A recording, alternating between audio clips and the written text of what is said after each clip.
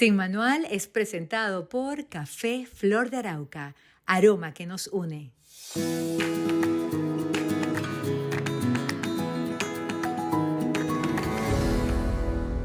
Hola, ¿qué tal? ¿Cómo están? Sean bienvenidos a Sin Manual. En este capítulo vamos a hablar de abundancia, cómo lograr la abundancia en todos los órdenes de nuestra vida. Y este vendría siendo el segundo capítulo de este tema que ya tocamos en uno anterior, que ustedes lo pueden encontrar en nuestro canal de YouTube de Mundo UR, con Claudia Donoso. Claudia está en Panamá, a quien saludamos y le damos la bienvenida a Sin Manual. ¿Cómo estás, Claudia?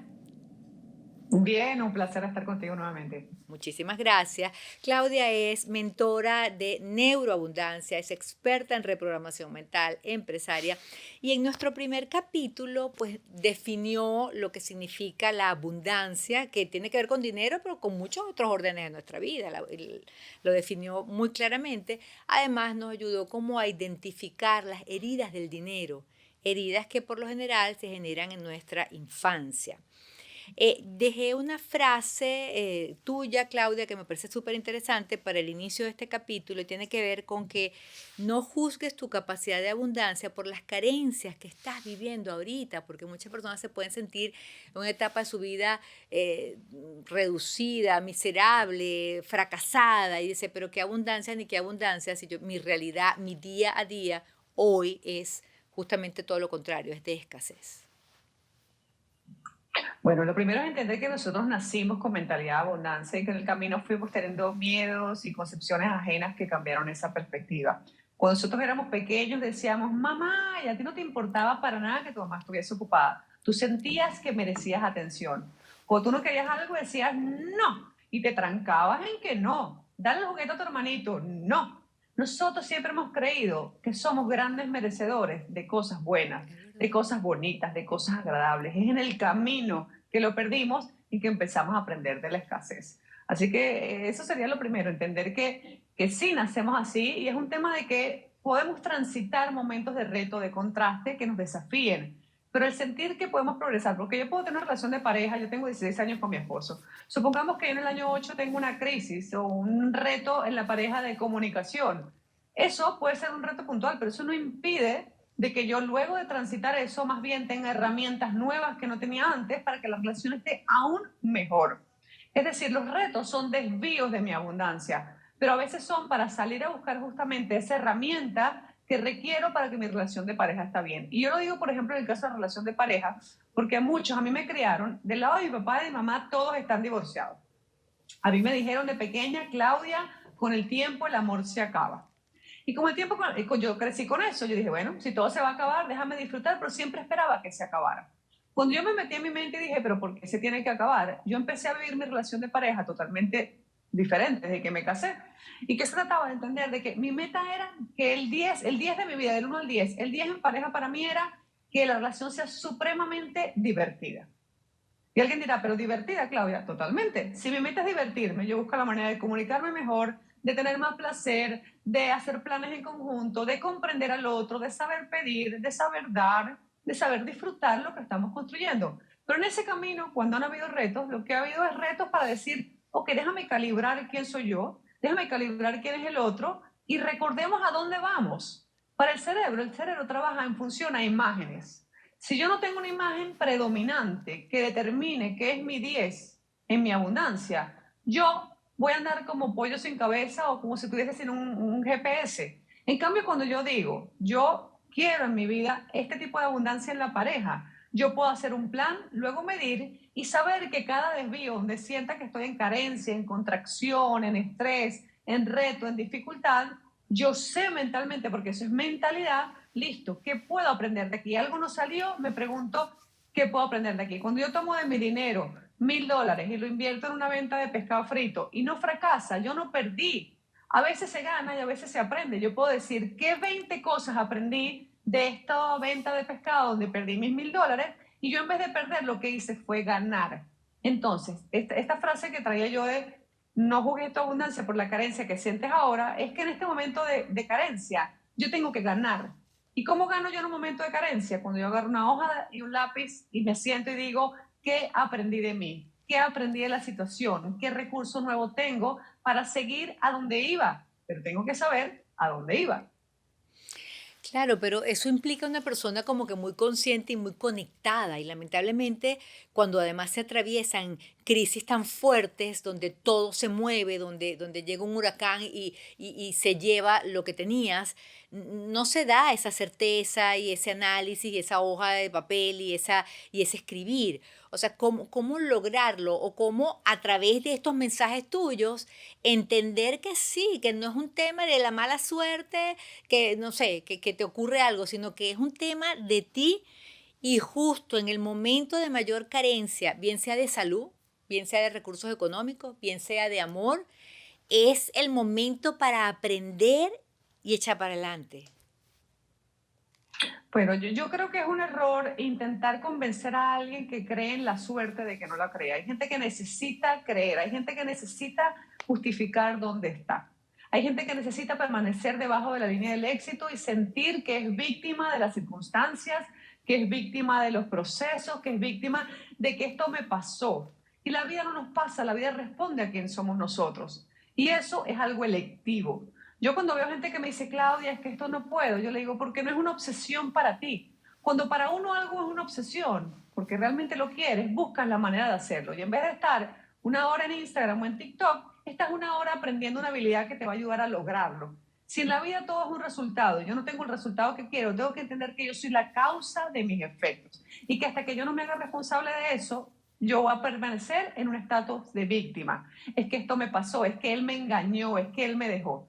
Ok, él me engañó, él me dejó, pero ¿qué hice yo para engañarme primero y para contribuir a que esto ocurriera en mi vida y en qué me hice el loco? Sí, no todo el mundo está en el mismo nivel de conciencia, pero de eso se trata programas como el tuyo, de eso se trata montones de libros que existen, de eso se trata el decir que hasta que yo no tengo el poder de decir yo me traje hasta aquí, Mm. yo no me puedo sacar. El cerebro funciona así. Si yo pienso que algo me trajo hasta aquí, pienso que algo me tiene que sacar. Cuando yo entiendo que yo me traje hasta aquí en el 100% de las situaciones, yo soy la persona capaz y poderosa y siento mi poder personal para poder luego ubicarme en otro lugar. La vida no nos pasa, la vida responde a lo que somos nosotros. Ok, me parece súper claro lo que nos acabas de decir. ¿Y cómo empezar? ¿Cómo hablarnos? ¿Cómo responder? ¿Cómo expresarnos de cara a la búsqueda o a la sintonía con la abundancia? Me encanta tu pregunta. Lo primero, antes de ver cómo hablarnos, le diría, agarren una hoja de papel que es súper sencillo y escriban todas las áreas de su vida. Pareja, dinero, amor, trabajo, espiritualidad, todas las áreas que para ti sean importantes. Y colócale un número en donde sientes que estás ahora del 1 al 10. 5, 7, 4, donde sea, tu termómetro interno, emocional, donde te dice que estás. Y luego pregúntate, ¿qué sería 10? Y escribe al lado cómo luce el 10, porque sin eso ninguna estrategia funciona. Si yo no sé dónde estoy, qué es 5, y defino qué es 10, ¿cómo puedo llegar? Voy a estar agobiado, voy a sentir que hago, pero no hago, no mido. Lo que yo no mido no lo puedo mejorar. Ese para mí sería el paso uno para empezar a decir, voy a lograr la abundancia en mi vida que quiero. Luego viene algo importante que es con el 10 y es cuáles son los recursos que yo necesito internamente para lograrlo. Recursos internos y recursos externos. Cuando hablamos de recursos externos se refiere a dinero, se refiere a relaciones, se refiere a licencias, depende de lo que estemos hablando. Cuando hablamos de recursos internos se refiere a enfoque, se refiere a tiempo, se refiere a dedicación, se refiere a aptitudes, a conocimiento, a datos técnicos también, que a lo mejor yo tengo que aprender. Si yo quiero ser community manager, a lo mejor tengo que dedicar 3 meses a estudiar algo con respecto a eso, pero no va a ocurrir solo. Esto nos permite que no solo defino el 10, sino que además puedo decir qué recursos necesito para lograrlo. Y el tercer paso es ponerle fecha de cumpleaños. Cuando la gente dice algún día quiero tener o Mm. quisiera y no le pone una fecha de cumpleaños, yo no lo puedo lograr. En cambio, cuando yo digo para diciembre de este año yo quiero escribir un libro, lo hago. El cuarto paso sería construir las metas diferenciando lo que es objetivo de una meta. Un objetivo, por ejemplo, voy a poner un ejemplo muy práctico. Supongamos que Claudia quiere escribir un libro para diciembre de 2023. Eso es el objetivo. Las metas son todo lo que me lleva a lograrlo. Pero ¿cómo se construye un objetivo y se logran las metas? Se construyen de atrás hacia adelante. Un gran error, y eso lo hace mucho la mentalidad de carencia, es que dice, bueno, yo algún día quiero conocer Israel. Y ese algún día no tiene fecha y es de aquí hoy hacia adelante y no lo logro. En cambio, cuando yo digo, si para diciembre de 2023 yo quiero escribir un libro, ¿qué tiene que haber pasado para noviembre de 2023?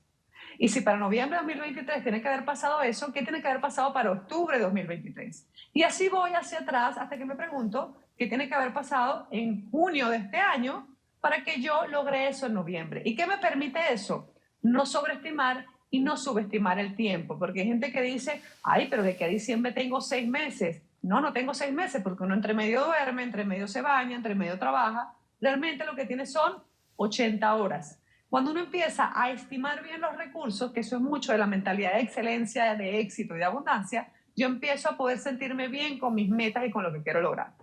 Ahora, yendo a tu pregunta de qué puedo hacer internamente para sentirme más abundante yo con respecto a mí mismo, mucho tiene que ver con el vocabulario y la calidad de las preguntas.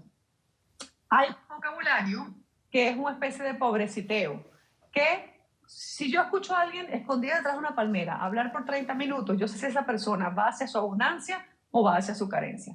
¿Por qué? Porque las palabras delatan mi pensamiento. La mente es como cuando uno va al cine. Cuando uno va al cine y ve la película en la pantalla, realmente la película no está en la pantalla. Lo que yo estoy viendo es una proyección hacia la pantalla, pero realmente la proyección estaba atrás de mi cabeza, no al frente como la pantalla. En la vida pasa lo mismo, en lo que yo hablo delata mi contenido mental.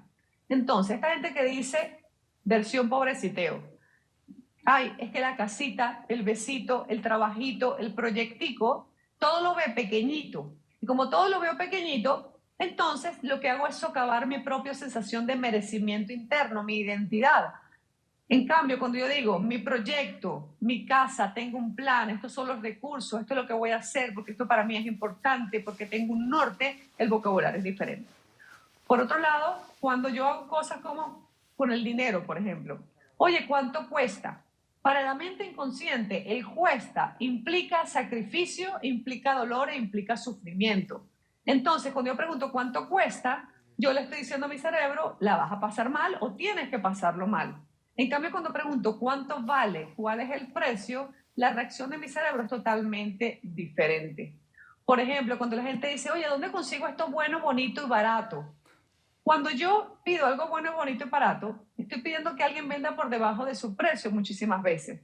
Y yo le digo al revés, si yo quiero vender un producto, yo quiero que me lo compren a un precio bueno, bonito y barato, o quisiera venderlo al precio justo en el cual yo lo estoy vendiendo al mercado, ya sea un producto o un servicio.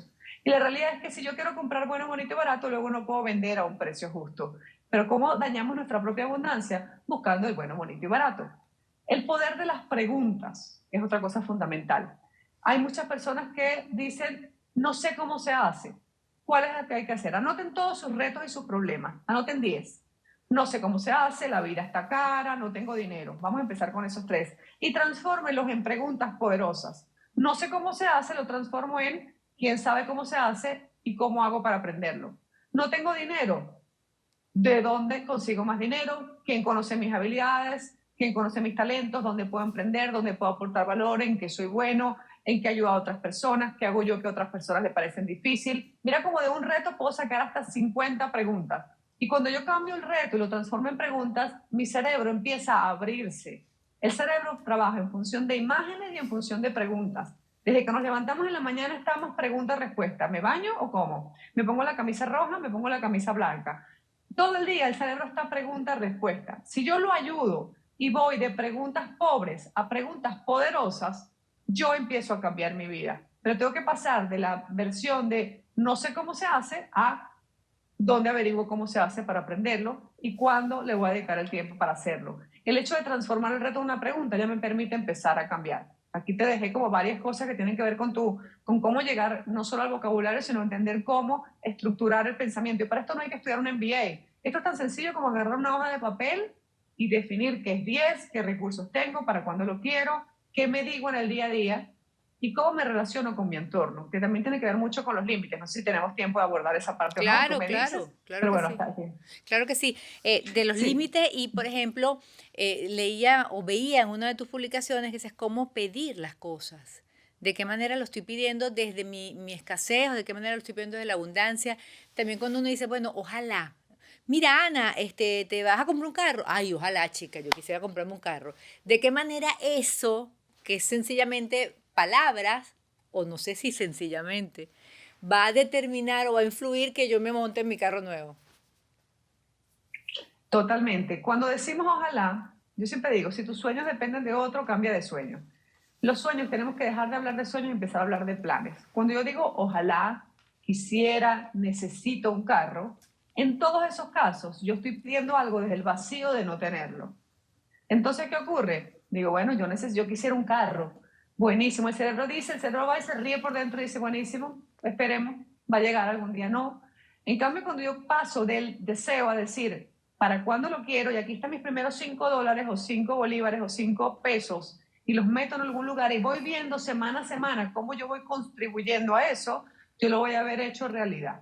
Pero tenemos que pasar así del ojalá, porque el ojalá es no tener poder. Entonces, cuando yo digo, lo quiero para noviembre, y esta es la manera que lo voy a hacer, y esta es la manera que me voy a acercar a esa meta, y puede ser en 5 años, puede ser en 3 años, pueden ser en 6 meses, pero yo tengo que ayudarme con el vocabulario. Y el saber pedir, como mencionas, es súper importante. Muchísimas personas, por un lado, sobre todo las mujeres, son muy torpes pidiendo, son muy toscas, suelen ir directo. Y pasa algo cuando pedimos. Cuando el cerebro de la otra persona no siente que está colaborando, se cierra. Por ejemplo, cuando una mujer le dice al esposo, oye, pero es que esto tienes que mejorarlo, o porque está a través de ropa tirada en el piso, la persona lo va a recoger, pero lo va a recoger de mala gana. Saber pedir es poder articular, entendiendo una premisa fundamental. Se ataca el problema, no se ataca a la persona. Es decir, yo no puedo decir, oye, Claudia, tú viste que tú te estacionaste mal. Eso es atacar a la persona. En cambio, decir, oye, lograste ver las líneas que estaban en el piso. Oye, porque a lo mejor no las viste y viste que nos da una referencia de cómo estacionarnos mejor. Ahí ataco el problema, no ataco a la persona. Cuando yo te digo, oye, mira, a mí me encanta la casa cuando la ropa está recogida y hemos hablado de la importancia de que nuestros hijos vean el orden. ¿Qué me propones tú para que tengamos la casa más ordenada? Yo paso de atacarte a tratar de ser asertivo, empático, entenderte para que juntos consigamos una respuesta para ese tema. La gente confunde la empatía con ponerme en tus zapatos. La empatía es lograr hacerte sentir a ti que te comprendo, aunque no estemos de acuerdo, pero lograr que tu cerebro perciba de que estamos de acuerdo y que estamos colaborando. Si el cerebro de quien me escucha no se siente importante, no va a colaborar o lo va a hacer de mala gana. La mayoría de los divorcios y de gente que yo veo con retos con otras personas tienen que ver con que no saben pedir. ¿Cómo podemos practicarlo? Bueno, primero revisa cómo sueles pedir las cosas, ve, pregúntale a tu pareja y a tus conocidos, oye, yo soy un poco tosco pidiendo las cosas, ¿cómo sientes que lo pido? Y en el día a día, ¿cómo podemos ayudar a que ese músculo del recibir se mueva? Por un lado, por ejemplo, suponte que vas al supermercado y sabes dónde está todo. No importa, practica y pide ayuda. Dile, oye, disculpe, señor, ¿dónde está la leche en polvo? Y a lo mejor tú sabes dónde está la leche en polvo, pero el hecho de haberle pedido ayuda a otro y permitirte recibir te permite que tu cerebro se sensibilice, que es un proceso químico, con el poder recibir. O por ejemplo, hay gente que le hacen un halago y le dice, oye, Claudia, tú sí estás bonita. Y dice, ay, no, gracias. Y más, mira, con la mano hacia afuera te hace así, no, gracias. No, vale, tú también estás. Te tiene que enseguida devolver como un boomerang que tú también estás bonita. No, Ana, tú estás más bonita que yo hoy. No logran sentir cómodamente el recibir. Y si yo no sé recibir, no puedo hacer riqueza, no puedo tener abundancia, pero tampoco puedo tener placer, tampoco puedo tener personas que sean atentas conmigo. Pregúntense todos, ¿yo sé pedir ayuda? Ojo, si siempre pido ayuda, ya el problema es otro. Pero yo sé pedir ayuda, yo sé recibir halagos, yo sé recibir de la naturaleza. Yo soy de estas personas que ven un atardecer y logro verlo y disfrutarlo. Tengo que sacar el celular para tomar una foto porque tengo que cortar el momento. O le digo al de al lado, ay, mira qué bello el atardecer. Y lo interrumpí. Yo soy una persona que puede ordeñar los momentos y sé recibir. Eso nos va a ayudar a empezar a trabajar la capacidad de recibir y por otro lado lo que comentamos, el saber cómo pedir. Siempre pedir atacando el problema, pero nunca atacando a la persona.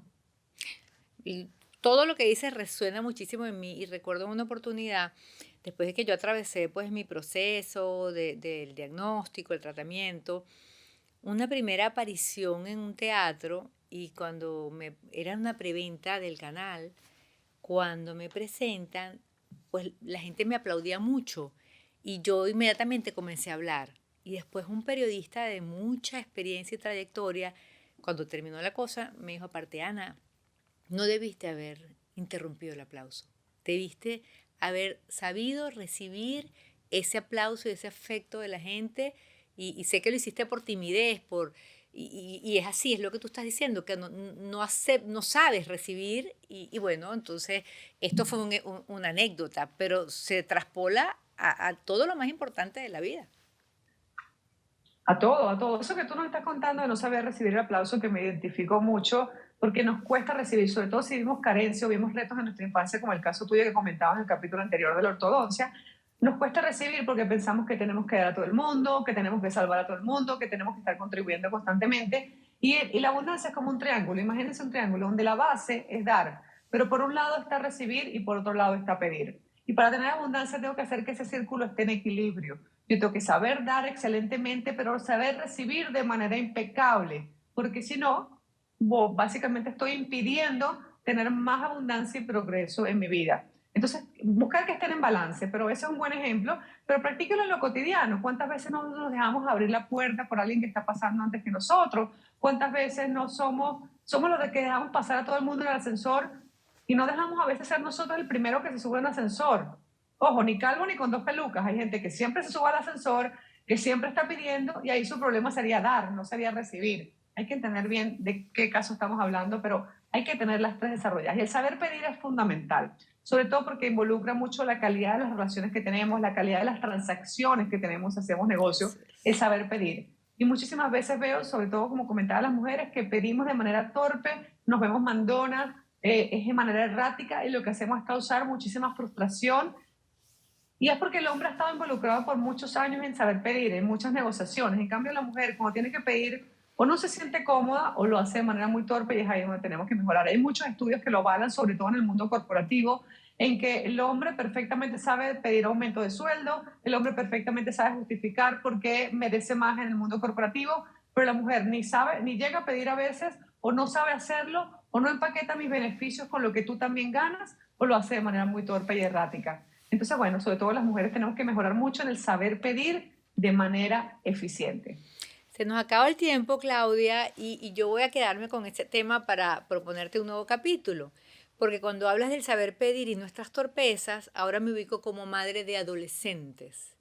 Y cuando pusiste el ejemplo de, mira, esta ropa está tirada en el piso y tal vez tu pareja va y la recoge, pero de mala manera, pues me ubico con mis hijas adolescentes y cómo o no hacen lo que les pide o lo hacen de una manera que sabes que no les está quedando, sino que bueno, vamos a hacerlo para que no me fastidien más.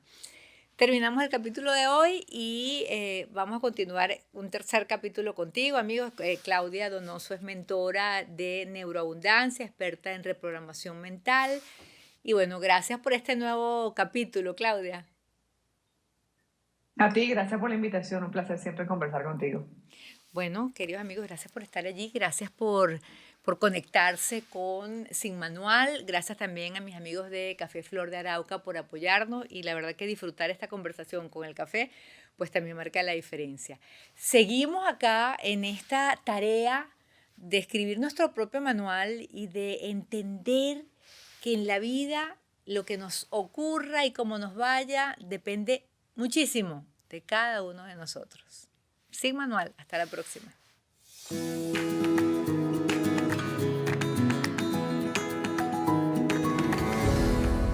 Sin Manual fue presentado por Café Flor de Arauca, aroma que nos une.